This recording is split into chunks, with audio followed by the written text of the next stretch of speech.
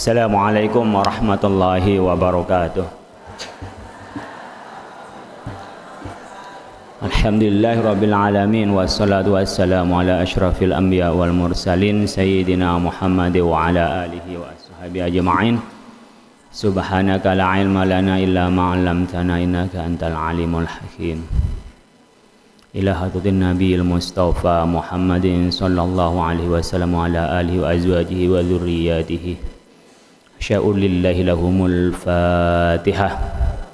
A'udzu billahi minasyaitonir rajim. Bismillahirrahmanirrahim.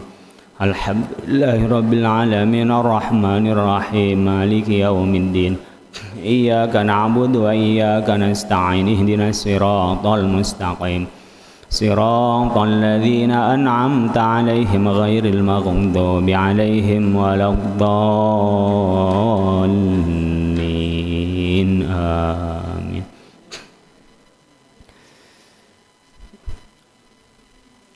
Wa ila jami'i abaina wa jadadina wa ummahatina wa masyayikhina wa muallifi kutubina wa ila jami'il awliya wa syuhada wa salihin wa jami'il muslimin wal muslimat wal mu'minina wal mu'minat al ahya'i minhum wal amwat. Syai'un lillahi lahumul Fatihah. A'udzu billahi minasyaitonir rajim. Bismillahirrahmanirrahim. Alhamdulillahi rabbil alamin arrahmanir rahim maliki yaumiddin. Iyyaka na'budu wa iyyaka nasta'in ihdinas siratal mustaqim. Siratal ladzina an'amta 'alaihim ghairil maghdubi 'alaihim waladdallin. Amin. ثم خص إلى جميع المؤسسين والواقفين والمدرسين والدارسين ومن جاءوا إلى هذا المعهد وأذن في الناس بهذا المعهد يدعو رجالا وعلى كل ضامر يأتينا من كل فج عميق. Ibu bapak silahkan diniatkan bacaan kita khususnya kepada orang tua kita, guru-guru kita mulia. Allahumma qdi hawaijana ala hadhihi niyya wa kulli niyatin salihah. Al-Fatihah. A'udzu billahi minasyaitonir rajim. Bismillahirrahmanirrahim. Alhamdulillahi rabbil alamin arrahmanir rahim maliki yaumiddin. Iyyaka na'budu wa iyyaka nasta'in ihdinas siratal mustaqim. Siratal ladzina an'amta 'alaihim ghairil maghdubi 'alaihim waladdallin. Amin. A'udzu billahi minasyaitonir rajim. Bismillahirrahmanirrahim. Yasin wal Qur'anil Hakim. Innaka laminal mursalin ala siratim mustaqim. Tanzilal azizir rahim. لتنذر قوما ما أنذر آباؤهم فهم غافلون. لقد حق القول على أكثرهم فهم لا يؤمنون. إنا جعلنا في أعناقهم أغلالا فهي إلى الأذقان فهم مقمحون. وجعلنا من بين أيديهم سدا ومن خلفهم سدا فأغشيناهم فهم لا يبصرون. وسواء عليهم أنذرتهم أم لم تنذرهم لا يؤمنون. إنما تنذر من اتبع ذكر وخشي الرحمن بالغيب فبشره بمغفرة وأجر كريم. إنا نحن نحيي الموتى ونكتب ما قدموا وآثارهم وكل شيء حصيناه في إمام مبين. واضرب لهم مثلا أصحاب القرية إذ جاءها المرسلون إذ أرسلنا إليهم اثنين فكذبوهما فعززنا بثالث فقالوا إنا إليكم مرسلون قالوا ما أنتم إلا بشر مثلنا وما أنزل الرحمن من شيء إن أنتم إلا تكذبون قالوا ربنا يعلم إنا إليكم لمرسلون وما علينا إلا البلاغ المبين قالوا إنا تطيرنا بكم لئن لم تنتهوا لنرجمنكم وليمسنكم منا عذاب أليم قالوا طائركم معكم إن ذكرتم بل أنتم قوم مسرفون وجاء من أقصى المدينة رجل يسعى قال يا قوم اتبعوا المرسلين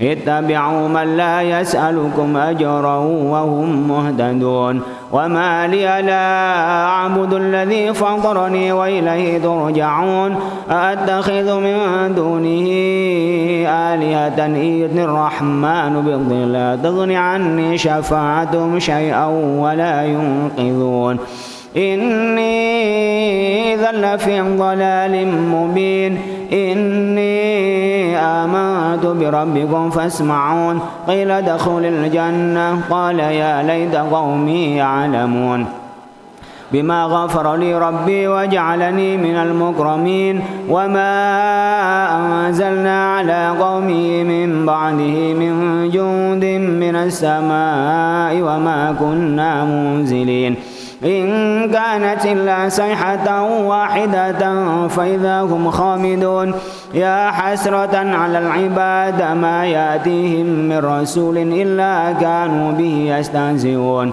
ألم يروا كم هلكنا قبلهم من القرون أنهم إليهم لا يرجعون وإن كل لما جميع لدينا محضرون وآية لهم الأرض الميتة أحييناها وأخرجنا منها حبا فمنه يأكلون وجعلنا فيها جنات من نخيل وعناب وفجرنا فيها من العيون ليأكلوا من ثمره وما عملت أيديهم أفلا يشكرون سبحان الذي خلق الأزواج كلها مما تنبت الأرض ومن أنفسهم ومما لا يعلمون وآية لهم الليل يسلخ منه النهار فإذا هم مظلمون والشمس تجري لمستقر لها ذلك تقدير العزيز العليم والقمر قدرناه منازل حتى عاد كالعرجون القديم لا الشمس ينبغي لها أن تدرك القمر ولا الليل سابق النهار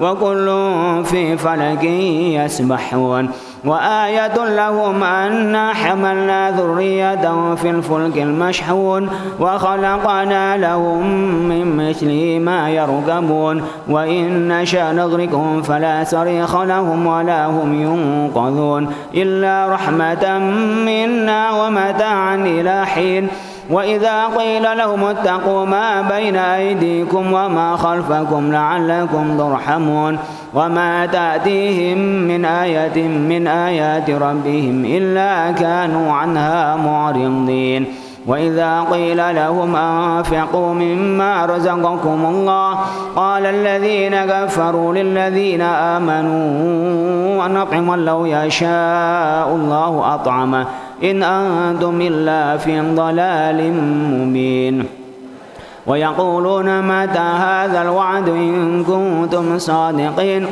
ما ينظرون إلا صيحة واحدة تأخذهم وهم يخصمون فلا يستطيعون توصية ولا إلى أهلهم يرجعون ونفخ في الصور فإذا هم من الأجداث إلى ربهم ينسلون قالوا يا ويلنا من بعثنا من مرقدنا هذا ما وعد الرحمن وصدق المرسلون إن كانت إلا صيحة واحدة فإذا هم جميع لدينا محضرون فاليوم لا تظلم نفس شيئا ولا تجزون إلا ما كنتم تعملون إن أصحاب الجنة اليوم في شغل فاكهون هم وأزواجهم في ظلال على الأرائك متكئون لهم فيها فاكهة ولهم ما يدعون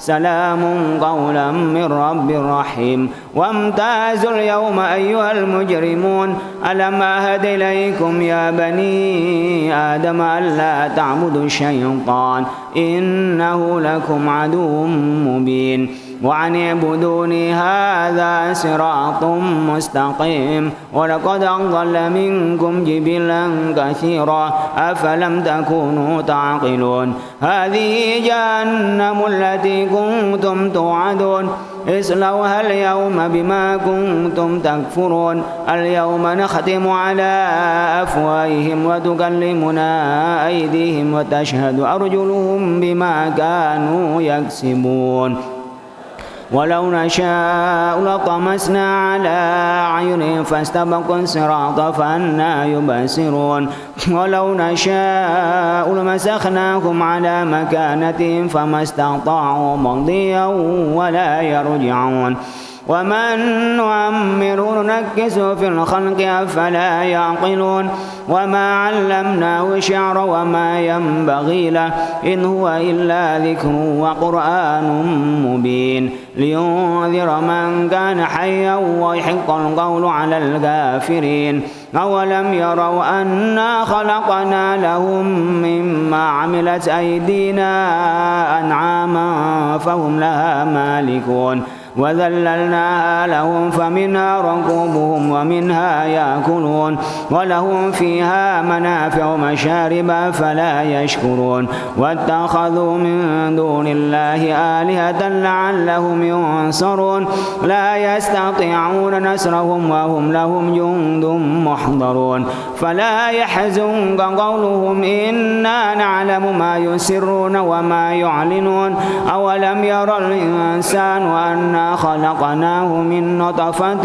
فإذا هو خصيم مبين وانضرب لنا مثلا ونسي خلقه قال من يحيي العظام وهي رميم قل يحييها الذي أنشأها أول مرة وهو بكل خلق عليم الذي جعل لكم من الشجر الأخضر نارا فإذا أنتم منه توقدون أوليس الذي خلق السماوات والأرض بقادر على أن يخلق مثل لهم بلى وهو الخلاق العليم إنما أمره إذا أراد شيئا أن يقول له كن فيكون فسبحان الذي بيده ملكوت كل شيء وإليه ترجعون بسم الله الرحمن الرحيم قل هو الله أحد الله الصمد لم يلد ولم يولد ولم يكن له كفوا أحد بسم الله الرحمن الرحيم قل هو الله أحد الله الصمد لم يلد ولم يولد ولم يكن له كفوا أحد بسم الله الرحمن الرحيم قل هو الله أحد الله الصمد لم يلد ولم يولد ولم يكن له كفوا أحد لا إله إلا الله والله أكبر ولله الحمد بسم الله الرحمن الرحيم قل أعوذ برب الفلق من شر ما خلق ومن شر غاسق إذا وقب ومن شر النفاثات في العقد ومن شر حاسد إذا حسد لا إله إلا الله والله أكبر ولله الحمد بسم الله الرحمن الرحيم قل أعوذ برب الناس ملك الناس إله الناس شر الوسواس الخناس الذي يوسوس في صدور الناس من الجنة والناس. لا إله إلا الله والله أكبر ولله الحمد. بسم الله الرحمن الرحيم. الحمد لله رب العالمين الرحمن الرحيم مالك يوم الدين. إياك نعبد وإياك نستعين. اهدنا الصراط المستقيم صراط الذين أنعمت عليهم غير المغضوب عليهم ولا الضالين. آمين. بسم الله الرحمن الرحيم. ألف لام ميم. ذلك الكتاب لا ريب فيه هدى للمتقين الذين يؤمنون بالغيب ويقيمون الصلاة ومما رزقناهم ينفقون والذين يؤمنون بما أنزل إليك وما أنزل من قبلك وبالآخرة هم يوقنون. أولئك على هدى من ربهم وأولئك هم المفلحون. وإلهكم إله واحد لا إله إلا هو الرحمن الرحيم.